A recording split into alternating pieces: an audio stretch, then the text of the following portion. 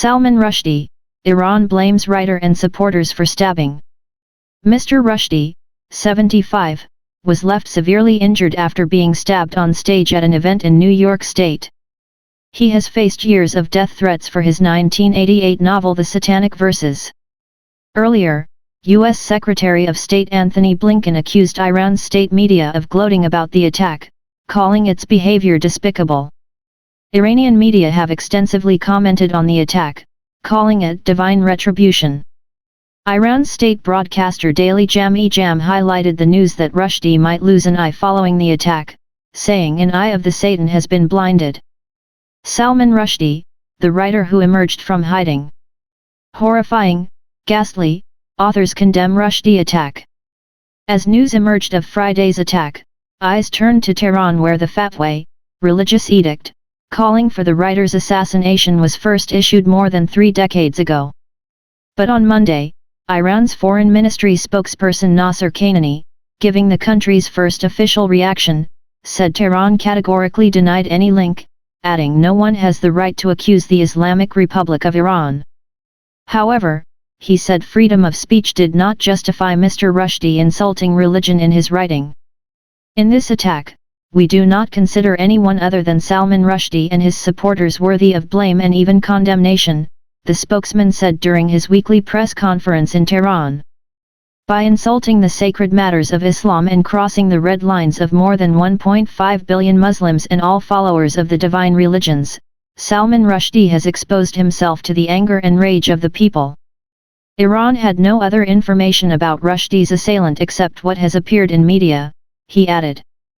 Mr. Blinken had earlier denounced Iran's state institutions for inciting violence against the author. He said in a statement that Mr. Rushdie had consistently stood up for the universal rights of freedom of expression, freedom of religion or belief, and freedom of the press. While law enforcement officials continue to investigate the attack, I am reminded of the pernicious forces that seek to undermine these rights, including through hate speech and incitement to violence. Specifically, Iranian state institutions have incited violence against Rushdie for generations, and state-affiliated media recently gloated about the attempt on his life. This is despicable. Mr. Blinken added the U.S. and its partners would use every appropriate tool at their disposal to stand up to what he called these threats.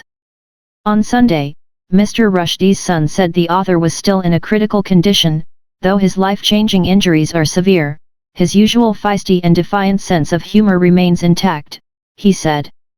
The family were extremely relieved when Mr. Rushdie was taken off a ventilator on Saturday, he said, adding that his father was able to say a few words. The author's agent Andrew Wiley said the celebrated novelist suffered severed nerves in one arm, damage to his liver, and would likely lose an eye. The man charged over Friday's attack, named as Hadi Matar, aged 24, has pleaded not guilty to charges of attempted murder and assault. He is accused of running onto the stage and stabbing Mr. Rushdie at least 10 times in the face, neck, and abdomen. The novelist was forced into hiding for nearly 10 years after The Satanic Verses was published in 1988. Many Muslims reacted with fury to it, arguing that the portrayal of the Prophet Muhammad was a grave insult to their faith. Mr. Rushdie faced death threats and the then Iranian leader, Ayatollah Ruhollah Khomeini, issued a fatwa, or decree, calling for Mr. Rushdie's assassination, placing a $3 million, £2.5 million, bounty on the author's head. The fatwa remains active, and although Iran's government has distanced itself from Mr. Khomeini's decree, a quasi-official Iranian religious foundation added a further $500,000 to the reward in 2012. Thank you for watching. Subscribe our channel.